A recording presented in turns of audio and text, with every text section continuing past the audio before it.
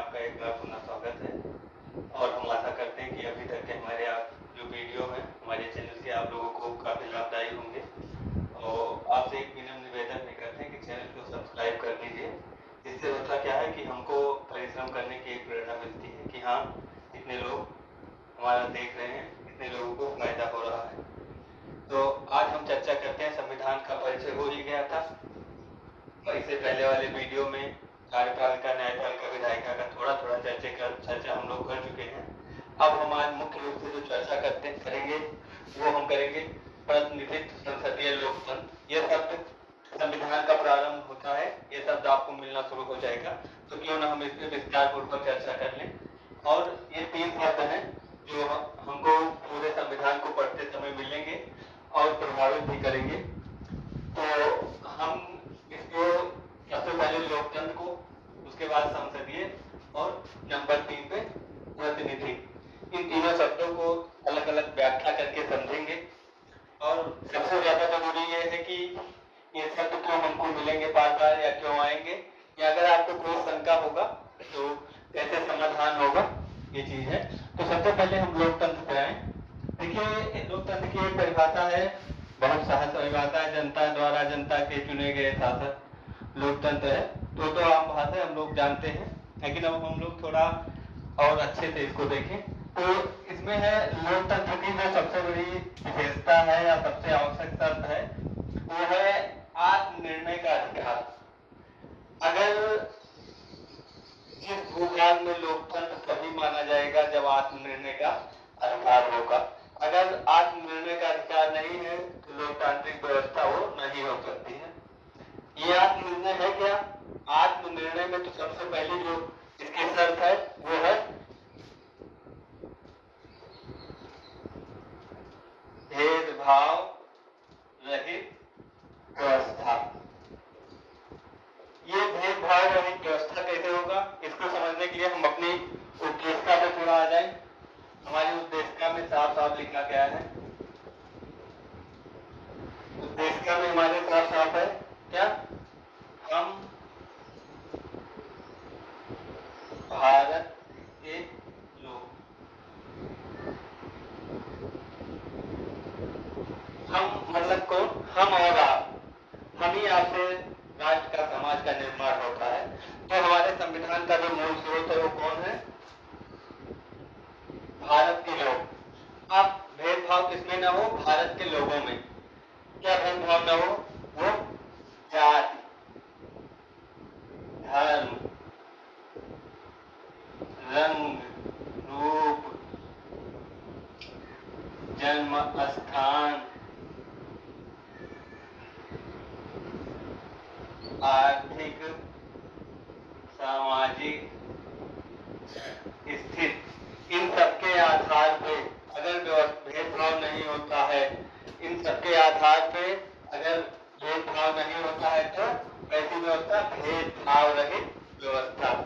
अब इस व्यवस्था का प्रयोग कहाँ किया जाए? इस व्यवस्था का प्रयोग संसदीय व्यवस्था को स्थापित करने में। तो संसदीय कैसी? ऐसी लोकतंत्रात्मक, लोकतंत्रात्मक मतलब आत्मनिर्णय का अधिकार हो। वो अधिकार कैसे कब प्राप्त होगा? जब भेदभाव रहित व्यवस्था हो। ये ना हो कि आप समाज में ऊंचे वर्ग के हैं, आपकी आर्थिक स्थिति अच्छी है तो आपके मत का दूसरा महत्व है, और एक मजदूर है उसके मत का दूसरा महत्व है। अगर ऐसी व्यवस्था है तो लोकतांत्रिक व्यवस्था नहीं है, वो भेदभावपूर्ण व्यवस्था है। तो लोकतांत्रिक व्यवस्था कब माना जाएगा? जब भेदभाव रहित व्यवस्था हो। तो ये हो गया। अब संसदीय क्या है? ऐसी लोकतंत्रात्मक राजनीतिक व्यवस्था जहां सर्वोच्च शक्ति लोगों के प्रतिनिधि हो।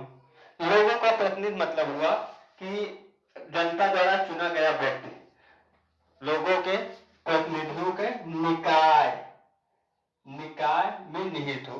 ये आवश्यकता क्यों पड़ी? प्राचीन काल में जब हमारे समाज छोटी छोटी इकाइयों में विभाजित था, जनसंख्या बहुत कम थी, बहुत जैसे 10-20 लोगों का या 50 लोगों का समूह होता था, उनको कोई निर्णय लेना होता था तो सब इकट्ठा बैठ के और निर्णय ले लेते थे। लेकिन धीरे धीरे समाज की प्रगति हुई, व्यवस्था में परिवर्तन करना अनिवार्य हो गया। तो अब जनसंख्या बढ़ी जनसंख्या जब बढ़ गई तो अब सभी लोगों को एक साथ तो इकट्ठा किया नहीं जा सकता था, तो अब क्या व्यवस्था कर दिया गया कि एक निकाय बना दिया गया। वही निकाय आज क्या हमारे यहाँ है, संसदीय व्यवस्था है। वो संसदीय व्यवस्था में कैसी चीज है, वो है प्रतिनिधि, लोग नहीं है। यहाँ एक ध्यान दीजिए, प्रतिनिधि हैं। यहाँ प्रत्येक व्यक्ति की बात नहीं हो रही है, प्रत्येक व्यक्ति की नहीं बात हो रही है, व्यक्तियों के प्रतिनिधियों की बात हो रही है। इसको विशेष रूप से आप ध्यान दीजिएगा।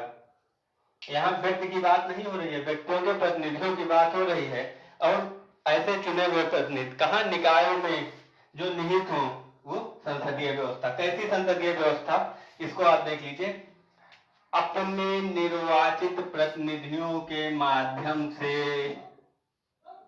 अपनी प्रभुसत्ता का प्रयोग। तात्पर्य यह है कहने का कि जनता द्वारा निर्वाचित प्रतिनिधियों को द्वारा जनता का शासन लोकतंत्र है। अब ये जो आपका पूरा 3 शब्द है, प्रतिनिधिक, संसदीय, लोकतंत्र, इसको समझिए। इसको पहले आगे से अगर समझेंगे तो नहीं आएगा, इसको लोकतंत्र से समझिए। लोकतंत्र में मैंने बता दिया एक सारगर्भिक शब्द, आत्मनिर्णय। आत्मनिर्णय कैसा होना चाहिए, आपको निर्णय लेने की पूरी स्वतंत्रता हो, आपके साथ कोई भेदभाव न किया जाए, आपके ऊपर कोई दबाव न डाला जाए, ऐसी व्यवस्था हो तो लोकतांत्रिक। और कब किस लिए निर्णय हो, संसदीय व्यवस्था को चुनने में। वो कैसी संसदीय व्यवस्था हो, वो लोकतांत्रिक राजनीतिक व्यवस्था जहां सर्वोच्च शक्ति लोगों के प्रतिनिधियों के निकाय में निहित हो। कैसे, और ये क्यों प्रतिनिधि चुने जाए, प्रतिनिधि के लिए चुने जाए कि अपने जो है वो आम जनता के विचारों का प्रतिनिधित्व करे। तो ये 3 शब्द आप समझ गए होंगे, और इसका आप संविधान पढ़ेंगे, हर जगह मिलेगा और इसका व्यापक अर्थों में प्रयोग होगा। अब आप लोग, ये था आज का क्लास। कल की जो क्लास है उसमें आपको कार्यपालिका के विषय में विस्तार से समझाया जाएगा। एक बार पुनः आग्रह है आपसे कि आप हमारे चैनल को सब्सक्राइब जरूर कर दीजिएगा।